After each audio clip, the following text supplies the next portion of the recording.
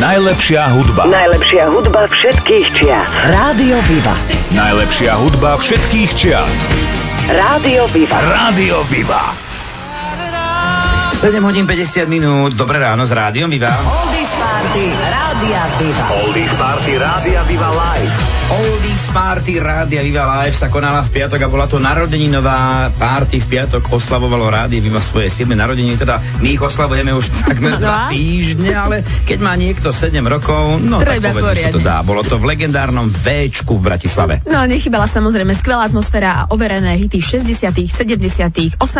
rokov, no a medzi nimi aj skupina ABBA, ktorá kvôli nám prišla až do Bratislavy. No, povedzme na rovinu, že neprišla Aneta, Benny, Bjorna, Anny Fried, ale Petra Maxin Čegiňová, Helena Dokupelová, Donald Dokupel, Ladislav Vasil, no a ABBA show z Košicoch.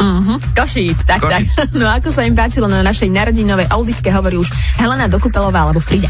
Ja si myslím, že bola absolútne fantastická atmosféra. My sme to tak povediať trošku aj očakávali. Vieme už z médií a zo všadiaľ, že Véčko žije, takže bola tu navodená atmosféra vďaka tej super oldies party. Hrali sa presne tie oldies pesničky a samozrejme ABBA, myslím si, že k tomu patrí. No, keďže sme začínali s skupinou ABBA niekedy okolo 10. hodiny, tak možno, že už niekto mal taký pocit, že prišli originál Švédi, ale teda nie, bola to taká milá košická ilúzia živého koncertu ABBY.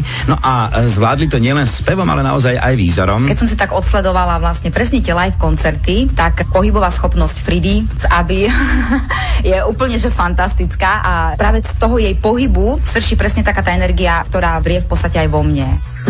No a to, že na pódiu naozaj pôsobia ako verná kópia ABBY, potvrdzujú nielen kópie ich kostýmov, ale najmä ich výzor. Napríklad Petra Aneta si prefarbila vlasy, čiže z brunety sa stala blondínka. Donaldovi napríklad narastla brada a Lacovi zasa ofina, čiže takto sa zmenili, no ale najdôležitejšie je to, že skutočnej ABBE rozumejú dokonale. O ABBE veľa ľudí tvrdí, že to je taká melancholická, sentimentálna hudba, hej. No a ja si myslím, že ja som presne taký človek sentimentálny. Rád sa zasnívam a tie pesničky nehrám len preto, že by som ich mal hrať, alebo že musím, ale presne preto, že by som aj chcel, že sa proste s tými skladbami stotožňujem aj po textovej, aj po hudobnej stránke, takže v podstate, keď ich hrám, mám pocit, ako keby niektoré tie pesničky som zložil ja. A kto videl dokumentárny film o ABBE, tak vie, že ABBA nebola len taká jednoduchá hudba 3 akordov C, G, F, ale že to bola dosť aj celkom zaujímavá hudba z hľadiska aranžmánu. No a ako sa mi oni priznali, nie všetky tie ich pesničky, všetky tie skladby im idú ako po masle. Napríklad vokálovo najtežšia skladba pre nich, ktorá ich naozaj potrápila, je skladba Thank You for the Music. Tam to nejakým spôsobom nešlo hneď na prvýkrát všetko tak, ako by malo ísť. No ale ako vieme, švédská ABBA prestala účinkovať začiatkom 90. rokov. Ako dlho plánuje potiahnuť to košická ABBA? V podstate by sme ich chceli predbehnúť.